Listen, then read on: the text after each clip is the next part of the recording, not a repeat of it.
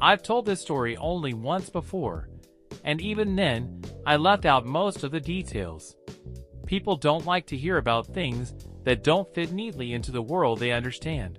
What happened to my friend Rosalia in Berlin 2 years ago changed the way I think about nightclubs, about music, about life in general, and maybe about what happens when the lights go out for good.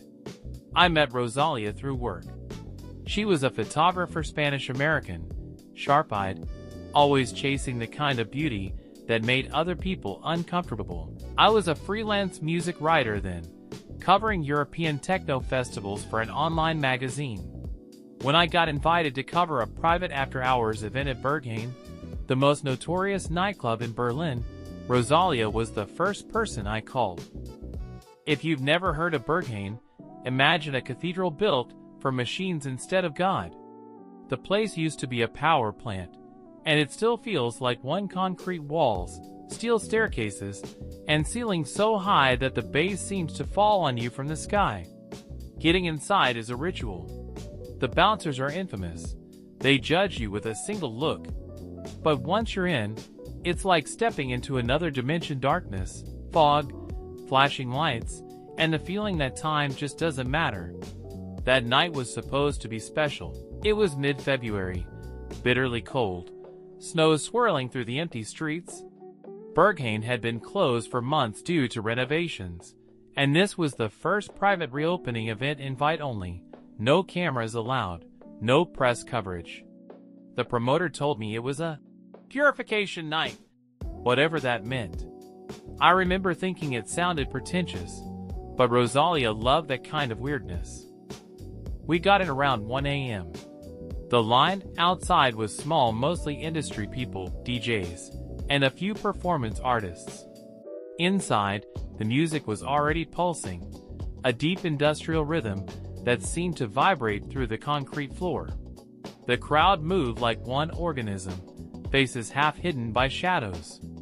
Rosalia was in her element, dancing, laughing, the strobe light catching the silver ring on her lip.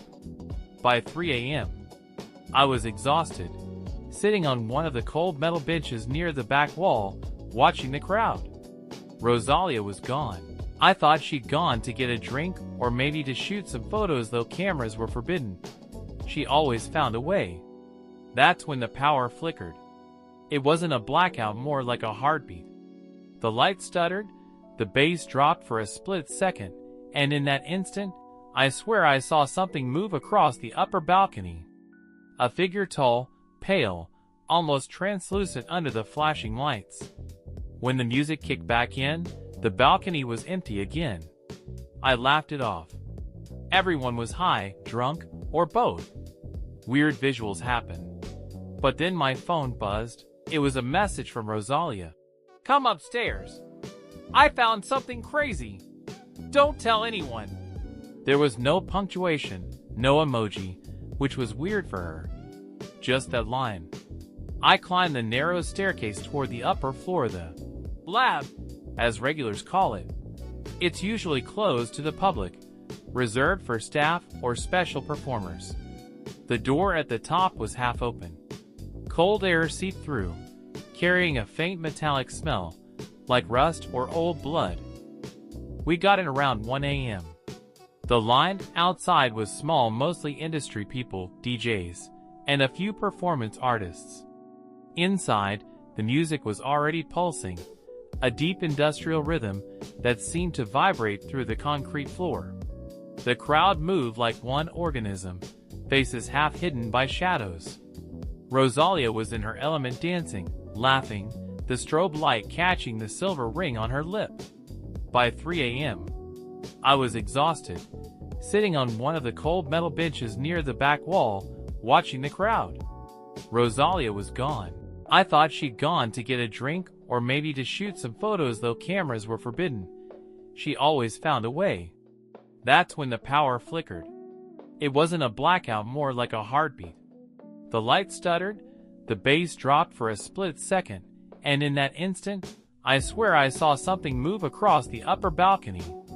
A figure, tall, pale, almost translucent under the flashing lights.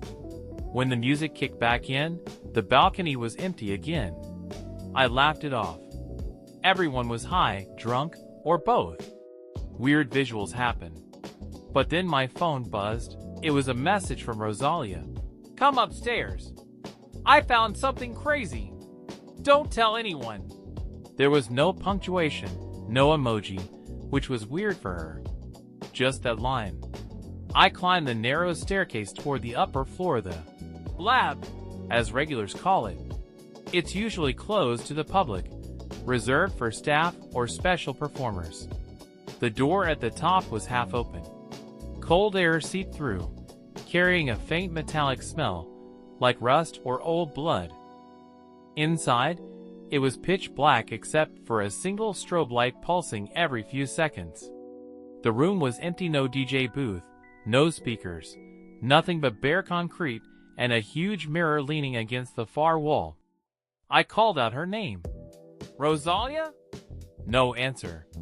Just the low hum of bass coming up from below. I stepped closer to the mirror. For a second, the reflection looked normal, just me, pale and sweaty, breathing heavy. Then the strobe flashed again, and I saw her. Rosalia was standing behind me in the reflection. Not next to me, behind me. Her face was expressionless, eyes wide and glassy, like she was seeing something I couldn't. I spun around, but no one was there. The strobe flashed again. Empty room.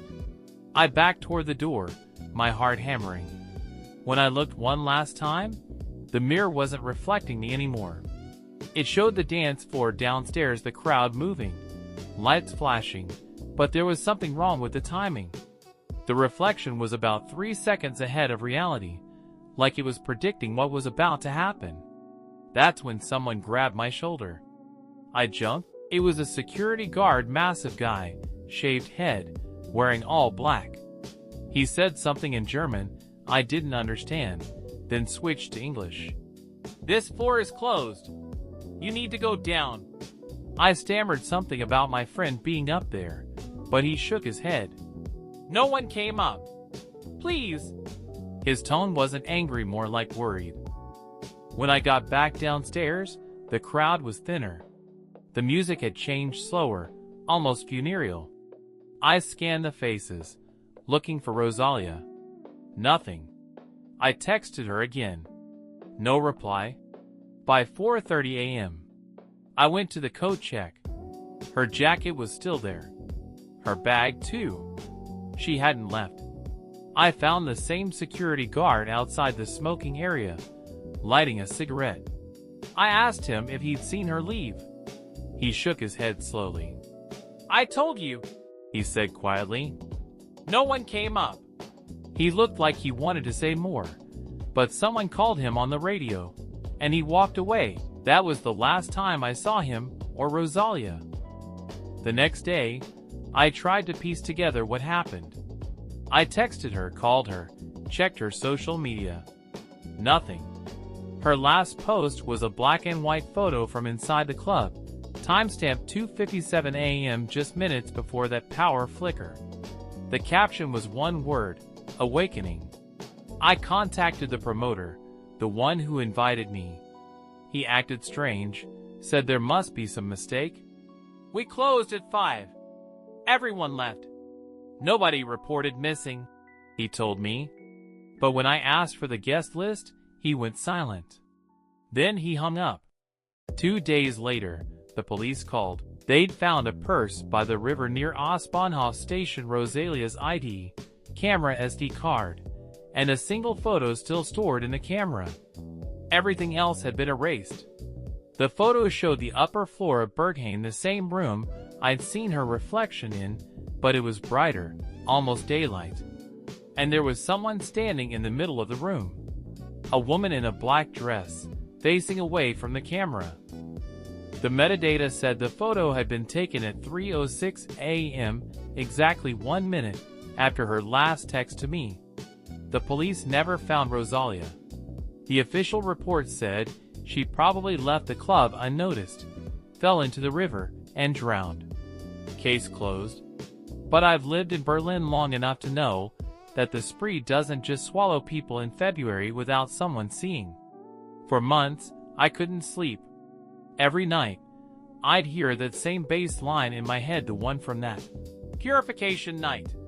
Deep, mechanical, endless. Sometimes I'd dream of the mirror, and in the reflection, I'd see Rosalia's face lit by the strobe light, whispering something I couldn't hear. Last summer, I finally went back to Berghain. Not inside, just to stand across the street and look at it. The windows were all blacked out, as usual.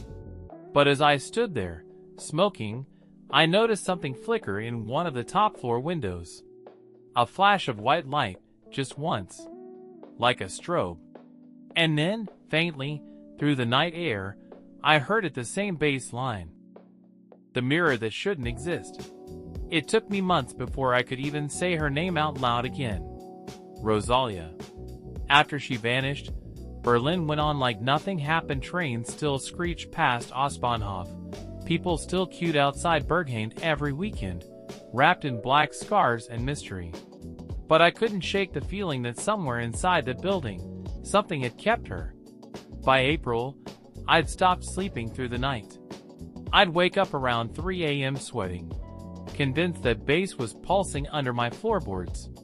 It wasn't just a dream. My phone would vibrate at that exact moment. Always the same time stamp, 3:06 a.m. Every time, there'd be a blank notification. No sender. Just a tiny gray box where text should be. I told myself it was some glitch, a pocket notification from an old app. But part of me wondered if she was trying to reach out, stuck somewhere in the static between frequencies. Finally, I decided to go back. Not to the club, not yet, but to everyone who might have known what Purification Night really meant. The DJ. The first person I tracked down was a DJ named Rainer D. He was on the lineup that night, but canceled last minute because of visa issues. When I found him online, he was living in Copenhagen, spinning small warehouse sets. I DM'd him, half expecting to be ignored. Instead, he replied within minutes. "You were there that night? Don't talk about it here. They monitor." We switched to an encrypted chat. He refused to say names, but told me the event wasn't just a party. It was organized by a private collective that believed sound could dismantle the boundary between flesh and frequency. They called themselves the Ninth Circle, a reference to Dante, not Satanists, he said, though he laughed when he said it, like even he didn't buy that. According to Rainer, the upper level of Berghain had been remodeled before the reopening, a new acoustic chamber sealed from the main floor. He said they installed a resonant mirror, some experimental installation built with reflective metal and motion sensors that reacted to bass frequencies. The artist was never named. When I told him about the mirror I'd seen, the one that showed the dance floor seconds ahead, he went silent for a full minute. Then, "That's not possible. They destroyed it after that night." I asked who they were, but he just ended the chat. His account disappeared the next morning. The photograph. A week later, I convinced the police to release Rosalia's SD card. The officer handed it to me with that tired look people give when they think you're wasting their time. "Already analyzed," he said. "Just one picture left. Probably corrupted." When I opened it on my laptop, I saw the same image they described. The top floor, daylight pouring through windows that shouldn't exist, a woman in a black dress facing away. But when I zoomed in, something changed. The pixels near the woman's head weren't just blur, they were faces. Dozens of faint outlines, all looking toward the camera, like reflections trapped inside the glass. I took a screenshot, enhanced the contrast. That's when I saw her, Rosalia, faint but unmistakable, her eyes wide, her mouth half open as if mid-breath. She wasn't standing with a woman. She was inside the mirror, pressed against it from the other side. My laptop froze. The fan word, the cursor lagged. Then the image flashed just once, showing static lines across the screen. When it returned to normal, the file was gone. I hadn't saved it. The cleaner. The next lead came from a janitor who worked at Berghain's maintenance subcontractor. I found him through a Facebook group for club workers. He messaged me one line. "If you really want to know, meet behind Tresser at midnight. Don't bring a camera." Berlin's club scene runs on secrets, but this felt like a movie cliché. Still, I went. He was waiting in the alley, small guy, late 50s, face lined from cigarettes and fatigue. He refused to give a name. "I cleaned the upstairs level the next morning," he said in broken English. "The mirror was broken. Big crack like lightning." He lit another cigarette, exhaled slow. "They told us not to look inside. But you look, Jaw. You can't help. You see your face, then you see more." "More?" I asked. "People behind you. They move when you don't. Old people. Some with masks. And sound." Sound still playing, though power was off. He flicked his cigarette and looked at me, eyes wet. "I quit next day. They pay cash. No record." The club returns. By summer, Berghain reopened officially. Flyers everywhere. Same concrete fortress, same impossible line at the door. I told myself I was going to confront the promoter, get answers. But part of me wanted something else, proof that Rosalia hadn't just evaporated. I went alone on a humid August night. No guest list, no press badge. Just a hoodie and nerves.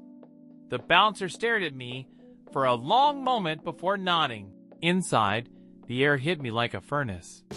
Sweat, smoke, and bass rolled together into one living thing. Every beat felt like a heartbeat too loud to be human.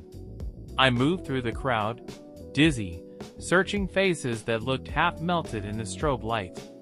The music shifted, not a normal transition, more like a drop into silence, and then a new rhythm rising, slower, heavier. And then I heard it. The same pattern from Purification Night. The same mechanical pulse I'd been hearing in my dreams. I froze. Around me, people cheered, unaware. I pushed toward the staircase, the one leading to the upper floor. A rope blocked it now, guarded by a single man in black. He looked eerily familiar. "Excuse me," I shouted over the bass. "Is that level open tonight?" He shook his head. "No access. I'm looking for someone who might have." Before I could finish, he leaned closer. His voice cut through the noise. "You came back." My stomach dropped. "Do I know you?" He smiled without warmth. "You shouldn't have come back." Then the lights cut out. Total darkness. For maybe 3 seconds, everything stopped, the music, the lights, even the air. And in that void, a sound rose from somewhere above us. Not music. Breathing. Deep, slow, echoing through the concrete, like the building itself was inhaling. When the light snapped back, the guard was gone. So was the rope. The staircase was open. I don't remember deciding to climb. My body just moved. The bass faded behind me, replaced by that metallic hum I had heard months ago. Halfway up, my phone buzzed in my pocket. A text. "Don't look at the mirror." No sender. Timestamp. 3:06 a.m. The upper floor. At the top, the air was colder. My breath fogged under the flickering emergency lights. The door, heavy steel, was ajar. I pushed it open. The room was exactly as before, except the mirror was gone. In its place stood a rectangular frame covered by black cloth, bolted to the wall. Cables ran from its base into the floor. As I stepped closer, the cloth shifted slightly, like there was wind behind it. I pulled it down. The mirror was still there, cracked straight down the middle. At first, it just reflected me, pale, shaking, eyes wide. Then the image twitched. My reflection blinked a second late. It smiled while I didn't. I stumbled back. The reflection reached toward the glass, palm pressing against it from the inside. A faint vibration rippled through the air, syncing with the bass from below. And then, behind my mirrored self, Rosalia appeared. She looked wrong. Skin too gray, eyes blackened like deep water. Her mouth moved, forming words I couldn't hear. The vibration grew stronger until my ears rang. I felt blood trickle down my nose. I should have run. Instead, I whispered her name. Rosalia? Her reflection tilted its head. The glass fogged where her breast should have been. And then I heard it faint but clear from inside the mirror, layered beneath the base. Trade places. The lights flickered, and for one impossible instant, I saw myself inside the mirror staring out. I turned and bolted, down the stairs, through the crowd, past faces that barely registered as human anymore. Everything warped, music bending like tape stretched too far.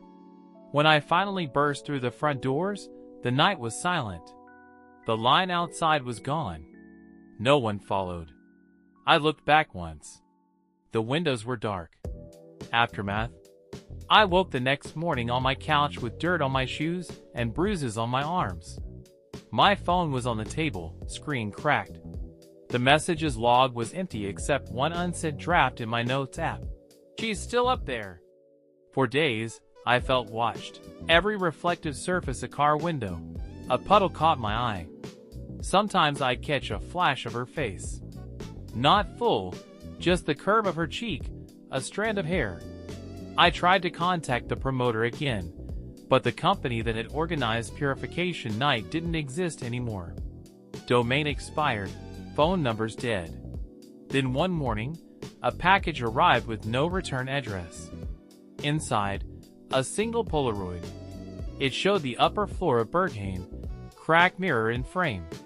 But now there were two figures standing before it, Rosalia on the left, and someone who looked exactly like me on the right, both with their hands pressed against the glass. The power had been out for nearly 2 hours, yet the building still throbbed like a living thing. The base wasn't mechanical anymore, it was inside the walls, crawling through the metal bones of Berghain.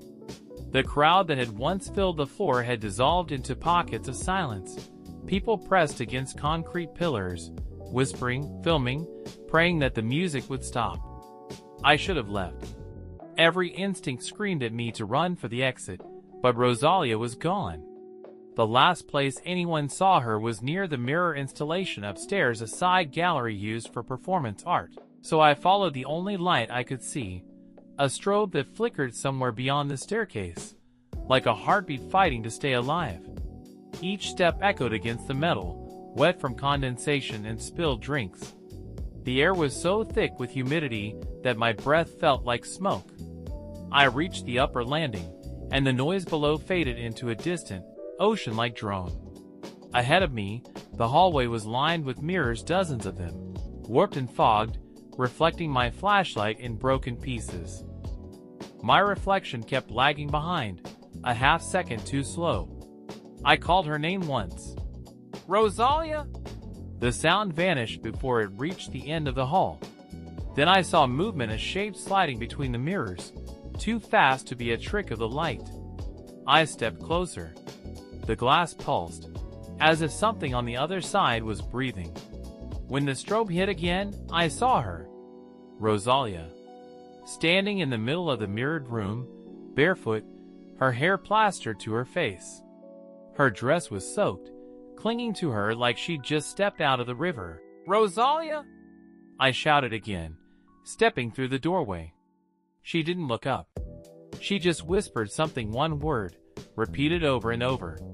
The mirrors caught it, and threw it back at me until I couldn't tell which direction it came from. Trade, trade, trade. I moved closer, circling toward her reflection. But with every step I took, her image shifted to another mirror, always just out of reach. It was like the room itself was rearranging. The temperature dropped. My breath fogged the glass. Then, all at once, every mirror in the room went black, pitch black, swallowing the light from my phone. I turned in a panic, trying to find the door, but there was none. Just black panels stretching in every direction. The bass started again, low and steady. But this time it wasn't music, it was a heartbeat. And from the dark glass, hands pressed forward. Dozens of them. Some small, some impossibly long, all pushing from the inside as if they wanted out. Faces formed behind them, blank, featureless, but screaming silently through the glass. Rosalia stood in the center of them, perfectly still. She lifted her head, and for a moment, the strobe returned. Her eyes were white, reflecting the flash like a predator's. "Trade places," she said. I stumbled backward, my shoulder hitting one of the mirrors. It didn't shatter, it rippled. The surface gave way like water, cold and heavy. I tried to pull free, but it clung to me, dragging me forward inch by inch. I screamed her name, but the sound was swallowed before it left my mouth. Then, the mirror released me. I hit the floor hard. The lights were back on. The music had stopped. The room was empty. No mirrors, just bare concrete walls. My phone buzzed on the floor beside me, its flashlight still on. I picked it up, trembling. The time read 7:03 a.m. downstairs. Security was evacuating people. An ambulance was parked outside, lights flashing. They said they found a woman in the basement corridor, unresponsive, her body cold but dry like she hadn't been touched by water at all. They thought it was an overdose. Her ID said, Rosalía Vega. But when they unzipped the body bag later that morning, something didn't make sense. The skin on her palms was torn, as if she'd been clawing at glass from the wrong side. People still talk about that night, but only in whispers. Some say Berghain closed again for renovation. Others claim they can still hear the bass when they walk past the old power plant walls at dawn, a rhythm that doesn't match any song on earth. I left Berlin soon after. I don't write about clubs anymore. Every mirror in my apartment stays covered with cloth. Still, when the city is silent and the air feels heavy, a faint pulse starts beneath the floorboards. 1, 2, 3, 4, 128 beats per minute.